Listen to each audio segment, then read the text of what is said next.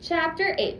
At lunch, I grabbed an orange plastic tray and stared at the chafing dishes full of food, unsure what to take.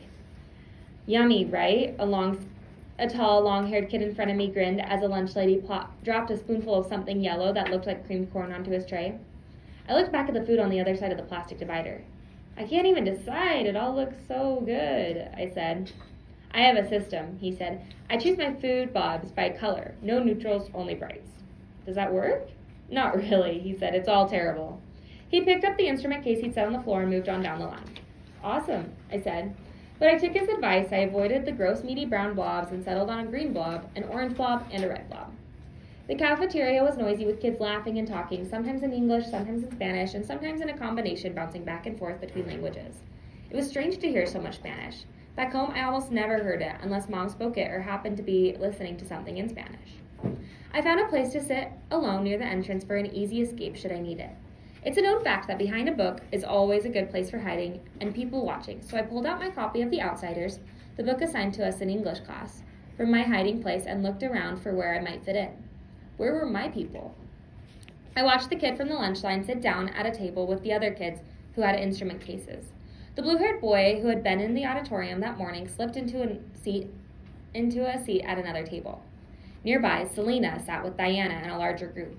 I watched them like I was an anthropologist.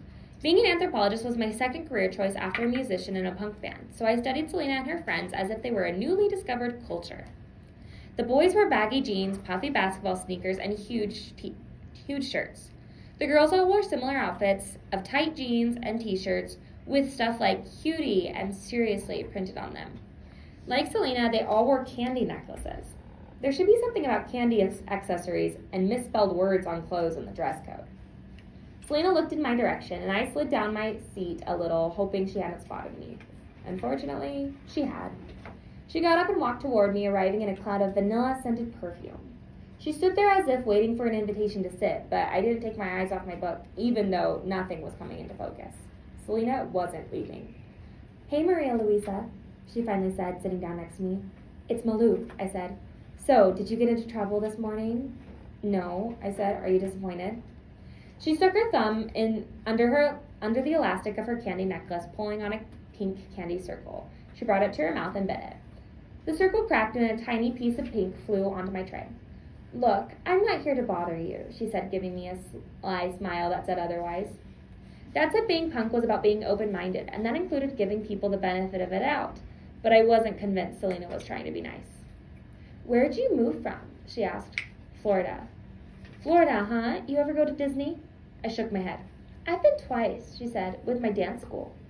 This was probably when having friends came in handy. I was like a nation of one in the cafeteria with no one to help defend the territory. I know it's probably hard being new, so I thought you could use some help. Selena went on, finally getting to the point of her visit. What kind of help? I asked, taking the bait.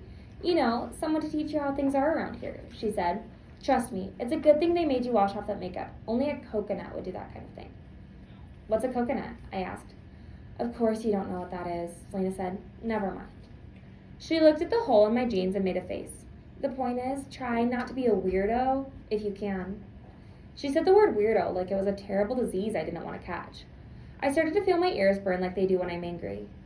I just want to read my book, okay? I said, hoping she'd lose interest and move on soon. You see those guys over there? She asked, not taking the hint. Why do you think they're all sitting alone? She pointed to where the blue-haired boy sat with another kid. They didn't look alone to me. Weirdos, she whispered. You don't want to end up at that table. I glanced at the table where her friend sat, looking our way. I think I'd rather be at that table than at yours, I said. Is that how you treat someone who's trying to be nice? To be a friend? Selena pretended to look hurt. Listen, I know a weirdo when I see one, she said.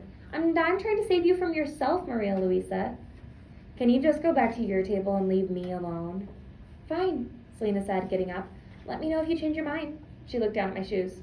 Is that tape? I stared at the duct tape that peeked out over the sides of my shoes. Wow, she said. You really do need help. She made a disgusted face and walked off, leaving me feeling like something really low, like a piece of tape stuck to the bottom of someone's shoe.